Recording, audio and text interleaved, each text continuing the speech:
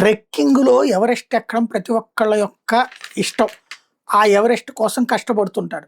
అలా ఎవరెస్ట్ మీదకి ఎక్కాలనుకుంటున్న వాళ్ళ ఆశలని సజీవ సమాధి చేస్తూ వాళ్ళని దోచుకున్న ఉదంతం 180,00,00,000కి పైగా ఇప్పుడు బయటపడింది.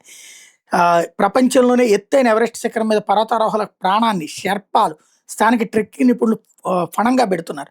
తినే ఆహారాన్ని గుట్టుగా విషపూరితం చేసి బీమా సొమ్ము కోసం దురాఘాతాలకు పాల్పడుతున్నారు.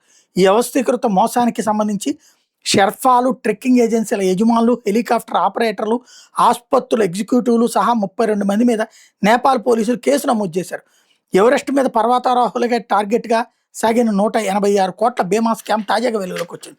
ట్రెక్కింగ్ ఏజెన్సీలకు పనిచేసే షెర్పాలు పర్వతారోహణ సమయంలో పర్యాటకులకు తెలియకుండా వాళ్ళ భోజనంలో బేకింగ్ సోడా వంటి పదార్థాలు అధికంగా కలిపి వాళ్ళని తీవ్ర అస్వస్థతకు గురయ్యేలా చేసేవాళ్ళు.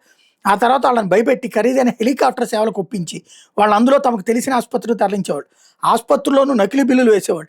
చివరికి వైద్య బీమా, అంతర్జాతీయ ప్రయాణ బీమా సంస్థల నుంచి సొమ్ముని క్లెయిమ్ చేసుకునేవాడు. ఆ తర్వాత షెర్పాలు, ట్రెక్కింగ్ ఏజెన్సీలు, హెలికాప్టర్ల ఆపరేటర్లు, ఆసుపత్రి నిర్వాహకులు ఆ సొమ్ముని పంచుకునేవాడు. ఇలా మొత్తం $20 మిలియన్, సుమారు 186 కోట్లు పలు బీమా సంస్థల నుంచి వసూలు చేశారని పోలీసులు తెలిపారు.